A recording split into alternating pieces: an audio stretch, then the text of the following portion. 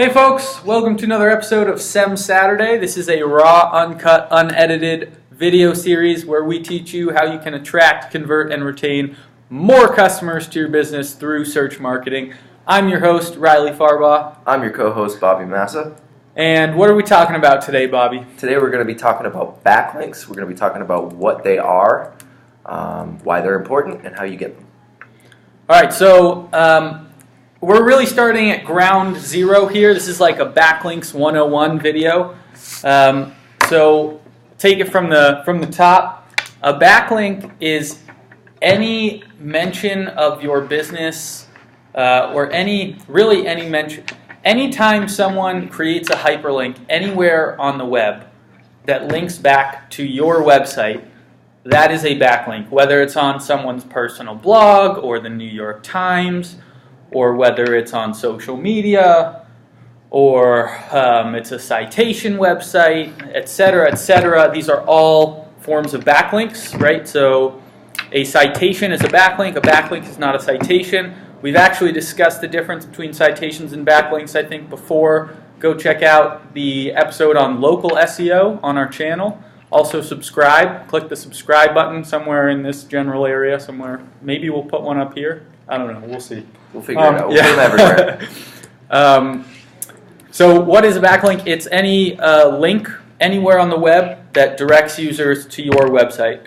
Google crawls the web, millions of pages per day, and when they see mentions of your website, that is a sort of endorsement of your business, or your blog, or your whatever it is that you have on the web, whatever your property is. A backlink is an endorsement of that domain.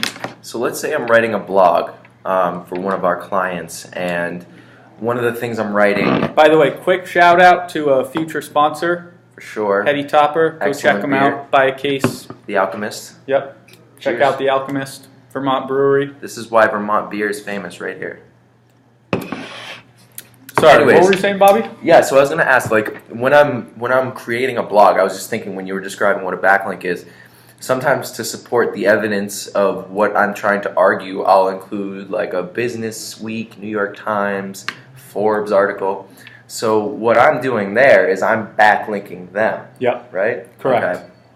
And that's really valuable because if you're creating content for a user searching for information, and you include a link to another authoritative website, whether it's Business Magazine or whatever the website is, if it has authority behind it, if it's a recognized brand, maybe the author is well established in the industry, that is a trust signal both to users and to Google. So backlinking on your own site can actually increase your rankings by making your page more trustworthy, but getting backlinks on other sites can also do the same and push you up Google SERPs. Definitely. So what are some of the websites that we're looking for backlinks on, and how do we approach the like editors at these websites, or how do we get on them? Totally. So bunch of different kinds of backlinks here, right? So there's no-follow backlinks and follow backlinks. Generally, a no-follow backlink, you're going to find those on forums, occasionally on editorial sites. Social media often does no-follow backlinks. And basically, Google looks at no-follow backlinks as a mention of your brand, but not an endorsement of your brand. So it's a little bit less powerful than a follow backlink. That said, I have to believe that Google takes into consideration mentions of your brand on the web in their algorithms. So follow backlink or no follow backlinks do carry some value, but follow backlinks are really recognized in the industry as a lot more powerful. You can get these mostly from editorial websites. I mean, even small personal blogs. What are some of these? What's like a small editorial website, if you will? So editorial websites, by that I mean any website that's creating content versus social media or a citation site. So business directory, that's where you're going to find citation links where they mention your name, address, your phone number, what category your business is in, your hours, things like that. Those are directory sites. Those links we refer to as citations versus an editorial link is going to be embedded in a piece of content, often with rich anchor text back to your own site. And those are really powerful links, right? If you can get written up in a local business, and just really any local publication, whether it's a home decor site in a certain area, or whatever your niche is, if it's local or if it's sort of niche-y in terms of like a national audience but a niched down topic,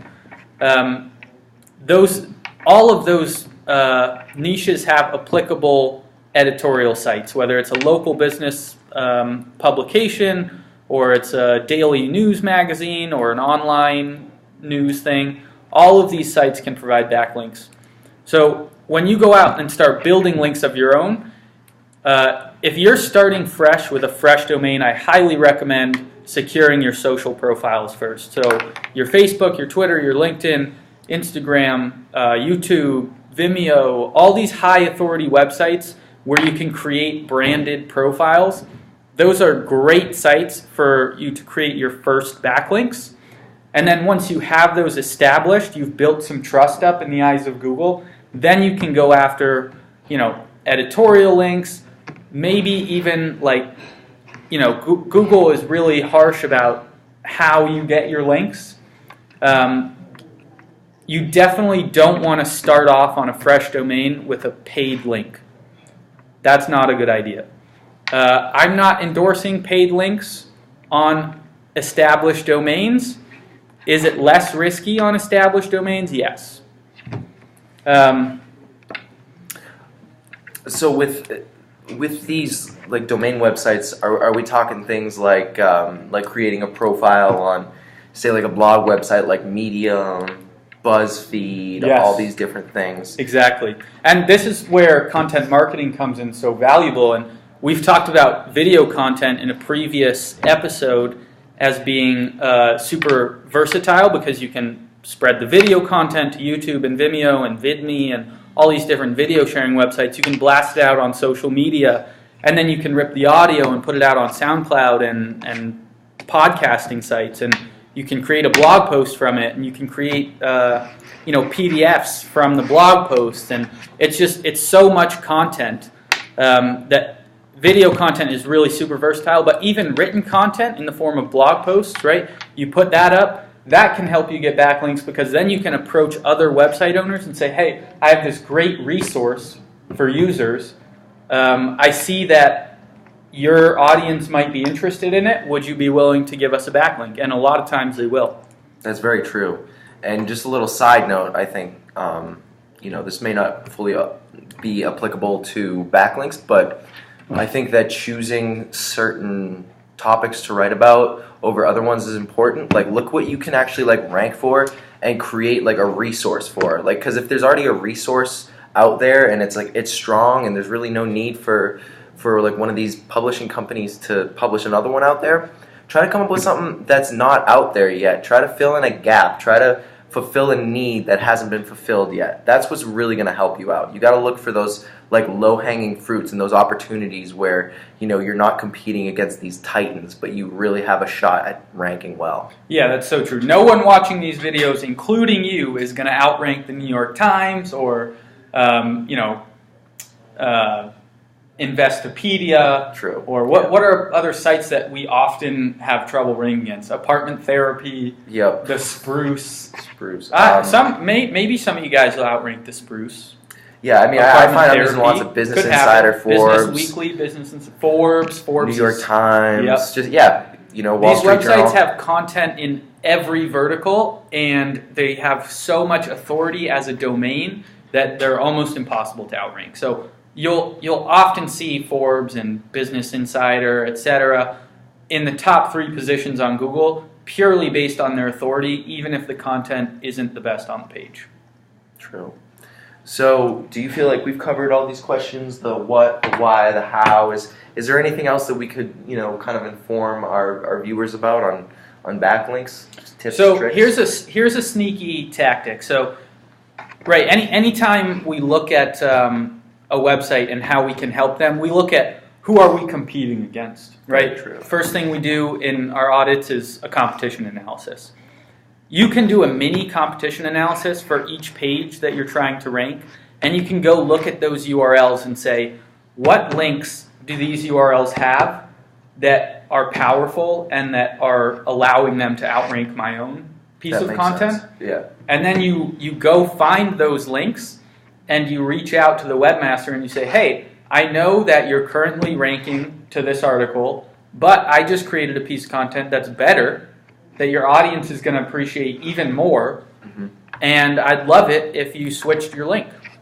And then not only do you get that link, but the competitor above you loses that link. That's true. And then that one link that you're getting is also affecting all of the other links that are, all the backlinks, and it just creates this web that really gives you a lot more Right, it's relevancy. building up your entire domain authority. Exactly. So yeah, when you look at who you're competing against, think about why they're ranking where they are. Do they have links that you can match or steal from them? And how do you create a better piece of content that people are going to want to link to? So that would be my advice for link building, and hopefully you guys took something away from this. If not, we'll get them next time. We're just here drinking beer on a Friday night. So, but yeah, tune back in next week. Like I said, subscribe to the channel, and we'll catch you guys later. Hey, cheers.